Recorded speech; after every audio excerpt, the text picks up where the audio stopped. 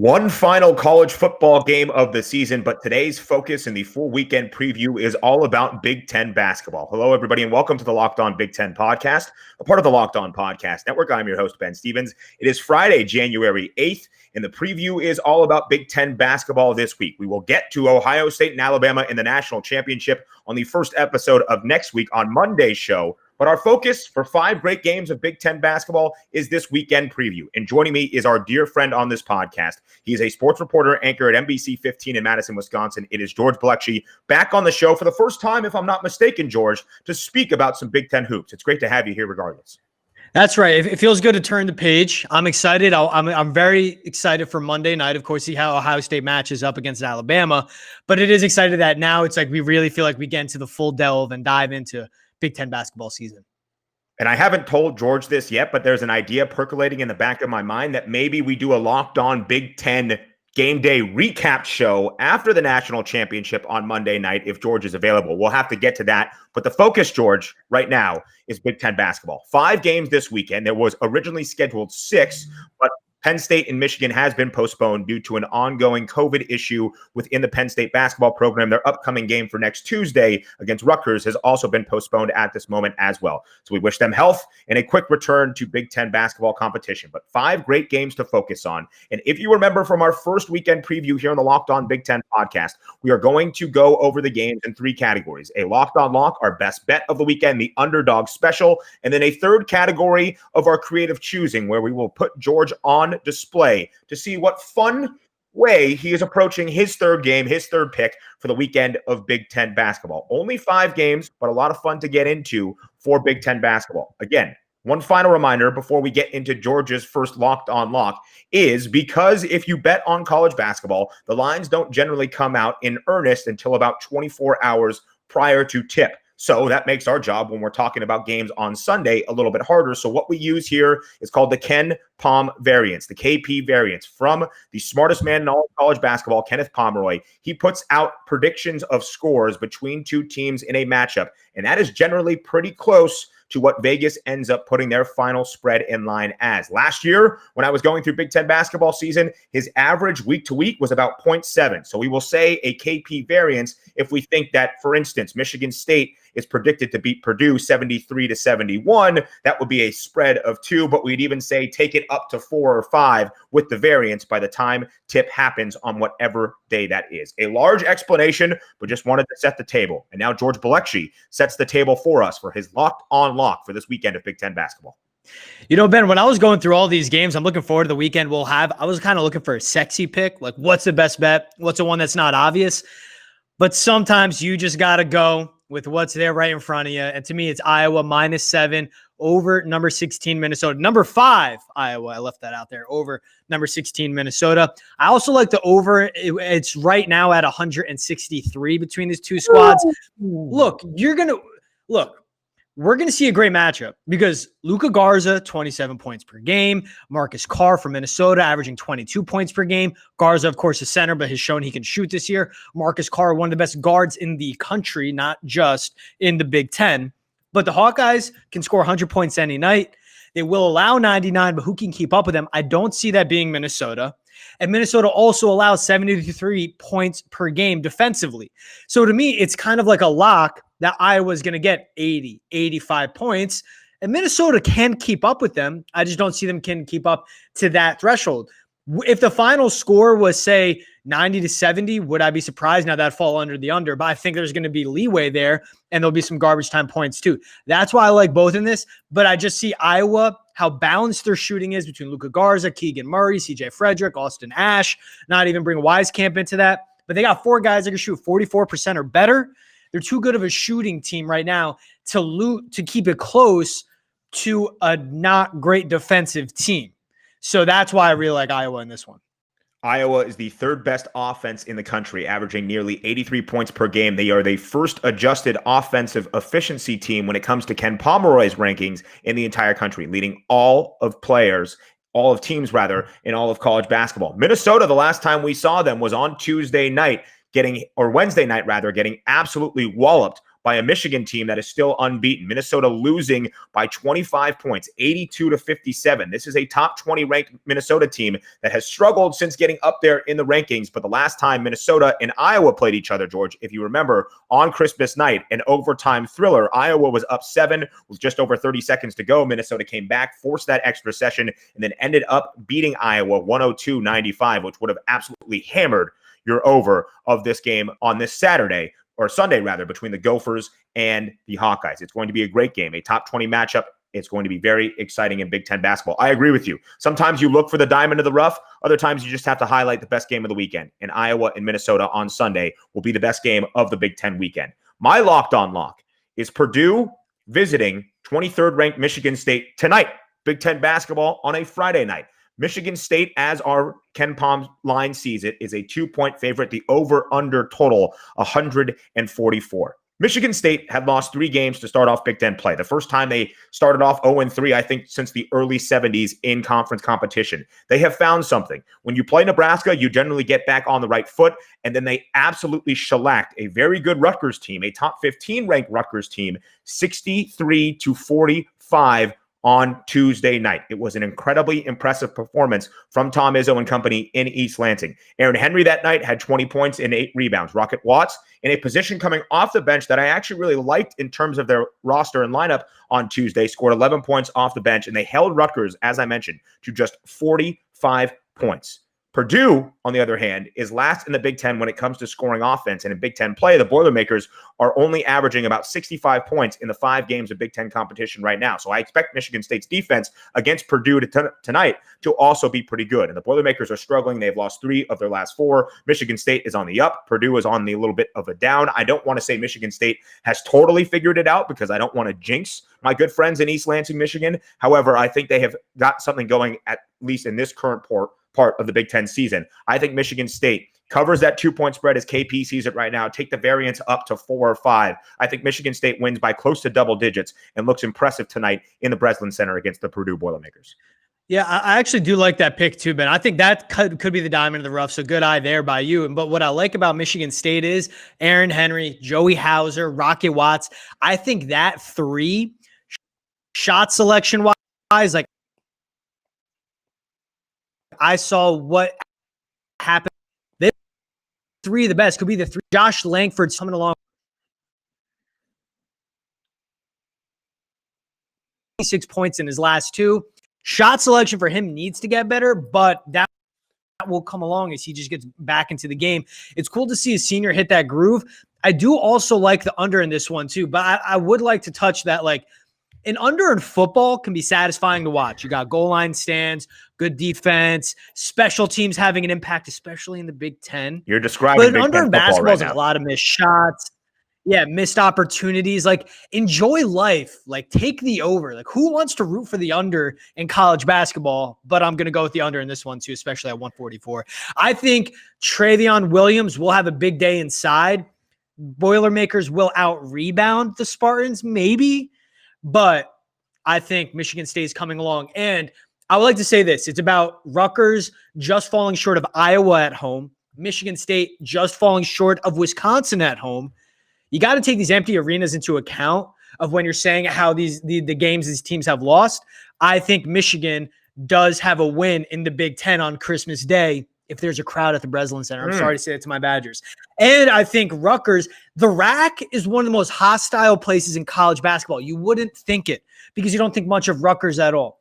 But the RAC, when it's packed, is one of the most hostile venues in college basketball. I know New Brunswick isn't a destination, but trust me, just go for a game and then go to New York City, Philly, Boston, wherever you want to go. But go watch a game. I think Rutgers beats Iowa on that day if they have the crowd behind them. I think it's the same thing. So I think the teams, they're better than their records show, and you got to take in these empty arenas into account. Same could be said of Wisconsin when they dropped at home against Maryland. We can go through all the schedules for these teams. And a guy to make sure you keep an eye on tonight in the game between Purdue and Michigan State, if you haven't been watching a lot of Big Ten hoops as the Big Ten football season rounded out, is Zach Edey, the 7'4" freshman center for Purdue. You can't miss him on the floor. He makes everybody, including Luka Garza, look small whenever they're posted up next to him down on the block. So our locked on locks for the weekend. George likes Iowa in the over in their game against Minnesota coming on Sunday. I like Michigan State Take the variance up to 5, whatever the line ends up being by the time we get to tomorrow night. Michigan State winning big at home against Purdue. So now that moves into our second category, the underdog special of this weekend of Big Ten basketball. George, who do you got for this game? Now, this is going to be a bold one, and I went with my gut on this. I think I really was looking for the diamond in the rough, and I think to a point where I was fooling myself a little bit. I love Trace Jackson Davis, but I think Nebraska could be the underdog special. I just see their length giving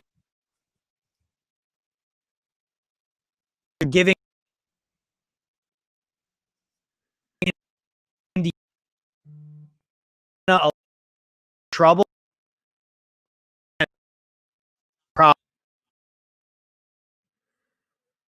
We were having some technical difficulties, George. His last win came, right now. Like last win of the season came. I hear you now. Okay, good. We were losing you there for a second, but now it seems you have come back to life like you hope Nebraska might be in this game in the underdog special against Indiana this weekend. Like I said, I just think defense get fits. I would like to see Fredberg really get this team going. He said when he got into Nebraska, he knows the facilities are there. He knows the potential is there. Just the talent has to come. And I mean, this is midway through his second season. So obviously we're giving him a long leash, but I just like this on this certain night. When you have length, when you have a good defensive team, and Indiana's best team is a guy on the inside, I think that's why they can pull this off. But I do say this all with the caveat. Nebraska's last win came against Doane University. That's a real school. They're in the NAIA. This is the Big Ten. Bro. Don't. Yeah. Oh, you. I know all about the Doane. It's like Doane Wesleyan in Nebraska. Yeah. If you're really high on North Dakota or South Dakota basketball, then I guess Nebraska has some good wins on the season too. But like those are their marquee wins. So I think this one is a stretch. I just think that when you go through everything, when you see the favorites, you see the lines, Ken Pom is a genius. I do agree with him in a lot of this. That's one I'm gonna go with. What did Ken Pom have this line at initially to start? What does he have Indiana winning by? So it is Indiana -8. So I think Nebraska can keep it within 8 points against Indiana. And listen, you might not be picking Nebraska to win outright this weekend, but you are just picking the underdog special for Nebraska to cover because as we know, good teams win and great teams cover. Is Nebraska a great team? Absolutely not, but they are gaining some of that experience in Big Ten play. It's a really hodgepodge lineup with a lot of transfers coming in Fred Hoiberg's second year. They need to establish a little bit of consistency in Lincoln, and Fred Hoiberg and all that he brings to that program really wants to take hold and take off in Lincoln, Nebraska. My underdog special is Saturday, the only game on Saturday. Ohio State visiting 15th ranked Rutgers. Rutgers, a 1-point favorite as Ken Pom sees it right now. The over-under total, 141. It kills me to pick against the Rutgers Scarlet Knights. I love what Steve Pikiell has done these past 2 seasons. I love everything about Rutgers, your family, your religion, and Rutgers basketball, as Jimmy V would say. And I hate when they lose because I don't get to tweet out that clip. It really pains me. But Rutgers is really struggling right now. And I think a lot of that is to some of the injuries and the lack of depth they have or the consistency they've had all season long. They've lost 3 of their last 4 games, including just about 2.5 weeks ago against Ohio State. And in that game, they were out-rebounded by the Buckeyes by 20.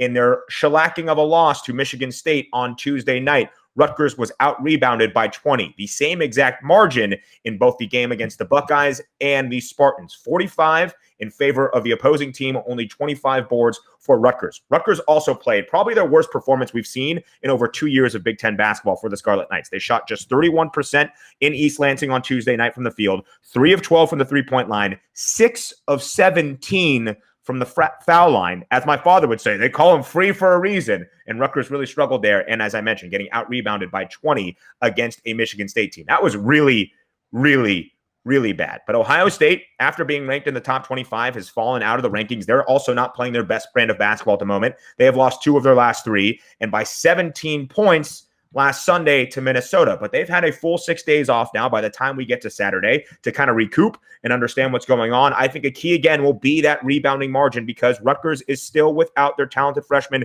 Cliff Omoruyi, and he is still not back in the game. And Steve Pikiell has said he's not even back at practice yet, so he doesn't really have an update on when Cliff Omoruyi will be back. I think I'm saying Omoruyi correctly. Am I? Omoruyi? I'm reading it, and it sounds phonetic to me. All right. I mean, I think that's what it is. I don't think I need to overcomplicate it. So I think Ohio State goes on the road, and as you mentioned, the RAC is not quite what the RAC is when there's a a lot of New Jersey fans in that place ready to cheer on the Rutgers Scarlet Knights. It's not quite the haunted destination that it can be in Big Ten basketball. So I think Ohio State goes in there, they dominate the glass once again, and they get, well, if the underdog special, if it's around 1, I don't know. I mean, I could actually see this game by the time Vegas gets to it. Ohio State might be favored, and then I'd flip it and say take Rutgers in the underdog special. But as it stands right now, Rutgers a 1-point favorite according to KenPom. So I like Ohio State to probably win, but yeah, I guess you really can't cover if it's a 1-point spread and also lose unless it's a tie, but we don't do ties. So I say Ohio State wins on the road against a struggling Rutgers team this upcoming Saturday. It breaks my heart, George. I don't love it. I don't love to say it picking against Rutgers.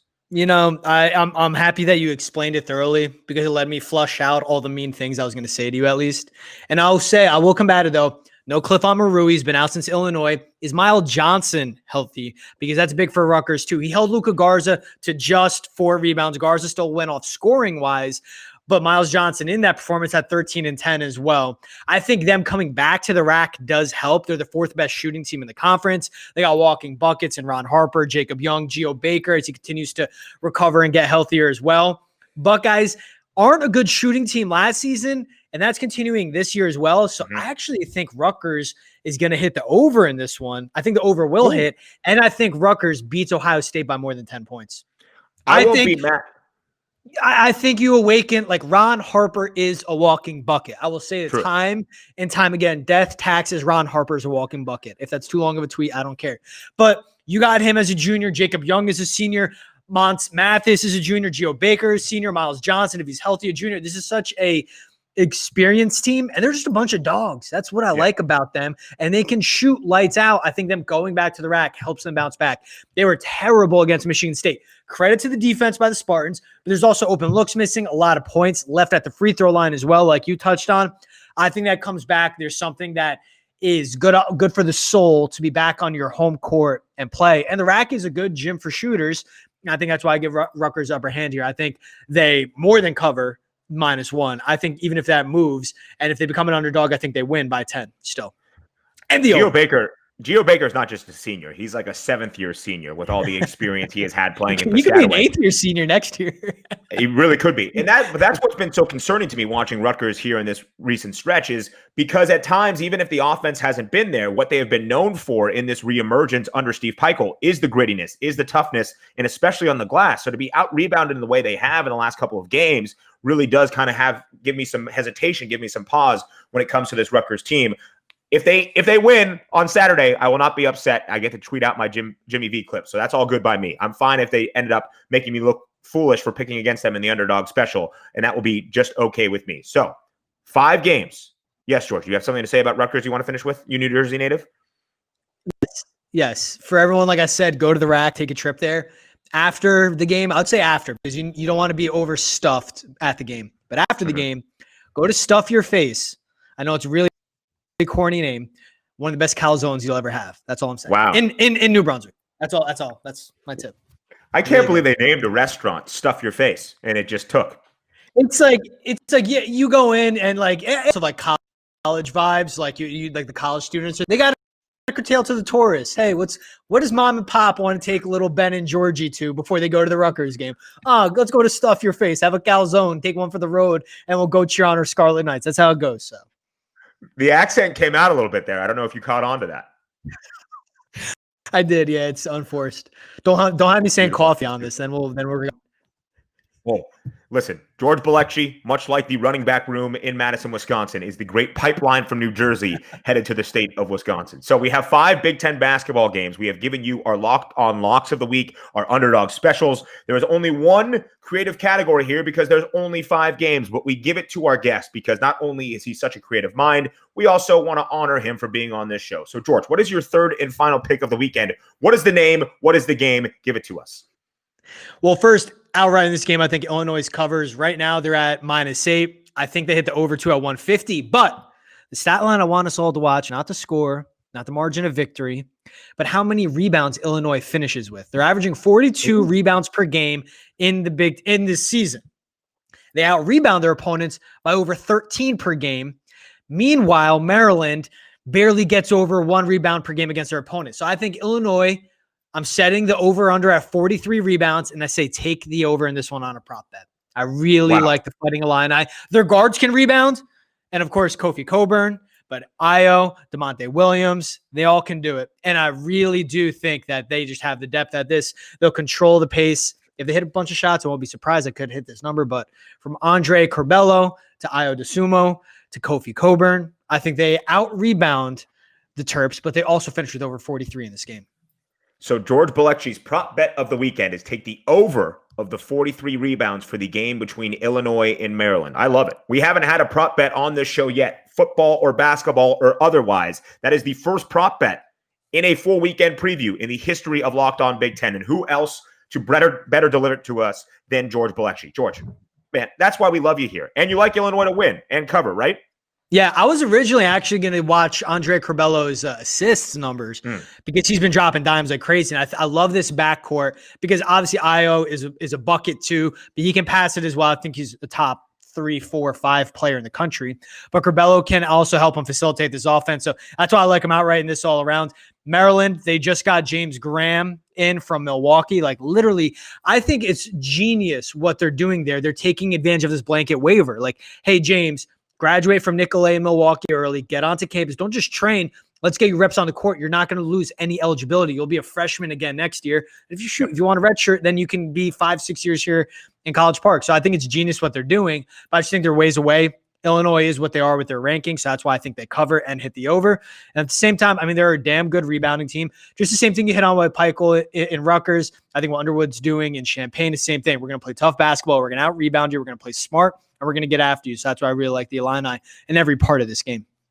To echo George's point there, Illinois is the best defensive rebounding team in the Big Ten. And as George mentioned in his explanation for the prop bet of the weekend, they have the best rebounding margin in all of the conference as well. So 5 games of Big Ten basketball. We run through the list one more time. Our Locked On Locks, George Bilecki, a sports reporter in Madison, Wisconsin at NBC 15. His Locked On Lock is Iowa and the over, also a double dip in the game against Minnesota on Sunday. My Locked On Lock is tonight. Purdue visits Michigan State. I say take the Spartans, whatever the spread ends up being by the time we get to tip. George's underdog special is a real underdog special. Nebraska +8, +7, whatever it is against Indiana on Sunday. And then my underdog special, although I hate it right now, is Ohio State as the underdog on the road in the RAC against Rutgers on Saturday. And then you heard it there. The first ever prop bet of football or a basketball weekend in the Big Ten Conference. George Bilecki's prop bet of the weekend, Illinois over 43 rebounds in their game against Maryland on Sunday. George Bilecki,